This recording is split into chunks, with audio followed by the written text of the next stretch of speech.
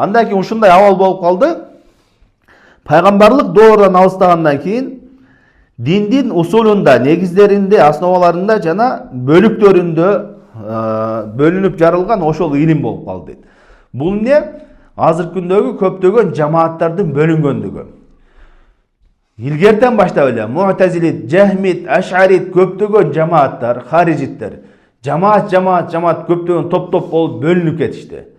Жана алар өздөрүнүн жанагындай философиялык акыйданы, илмул калам деп философиядан алынган ишенимдеринде ошол чыныгы илим, мына ошол чыныгы дин деп, жана ошондой эле жамаат болуп фиq мазхабында да, мазхабтарда дагы бөлүнүп жарылгандар. Мазхаб болуп бөлүнүп жарылып кеткендер, мына ошол чыныгы илим болуп калды. Кимде-ким Куран сүннөткө чакырса, ал илим эмес. Түшүндүңүздөрбү?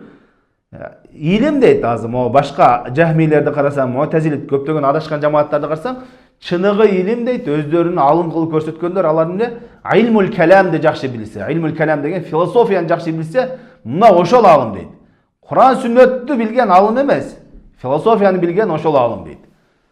Философтору булардын башчылары өлөрүндө ушундай өкүнүп бөлүшкөн, көпчүлүгүчү.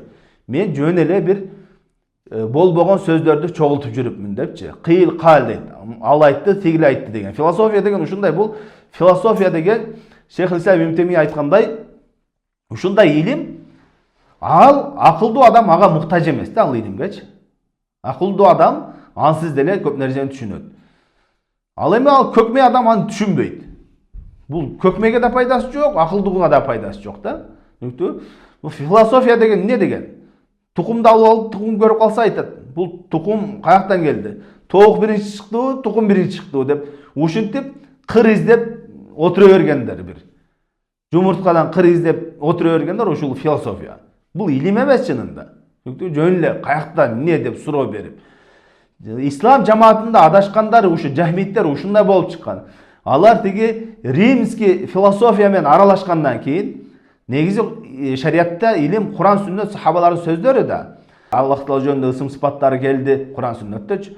Ошолорду айтканда тигилер жахмилер философторго аралашканда Аллах Тааланын ысым сыпаттарын айтса, Аллах Таала мындай турса, анда мындай болуп калабы деп суроолорду берип атып адаштырышкан. Анан алар адашып, ушу илим ушул философия экен деп илмул каламга кирип кетишкен. Ошондой эле фиqта дагы бөлүнүп жарылгандык. Туура мазхаб болгон, 4 мазхаб бул айыптуу эмес. Себеби фиq маселелеринде илгерки алымдар сахабалардын доорунда эле эки ойлор болгон.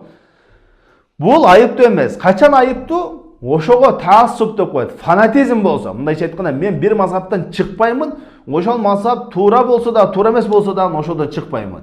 Анан ошентип туруп башка мазхабтарга душмандык кылсаң, ушул айыптуу. Башка мазхабтарга. Себеби алымдардын бардыгы эле мазхабтын негизинде сүннөттү үйрөнүшөт. Мазхабтын алымдарынын илимдеринин негизинде сүннөттү үйрөнүшөт. Бирок ошого таассуп кылышкан эмес. Ошого фанатизм кылып ошондон чыкпайм деп мазхаб башчысыны пайгамбардын деңгээлине көтөрүп албаш керек. Бир гана пайгамбарыбыз толук ээрчилет. Андан башкалар катасы болот. Катасы болгон жерде таштайсың. Бул болсо айтып атат, ошентип бөлүнүп жарылган, ошол чыныгы илим болуп калды дейт. Жада калса, Меккеде дагы бөлүнүп жарылып ушундай болгон бир доорлордо. Меккеде Харам мечитинде 4 имам болуп калган. 4 мазхабтын имамы ар кимиси жамааты менен өзүнчө окушат намазды. Ушундай бөлүнүүгө барышкан.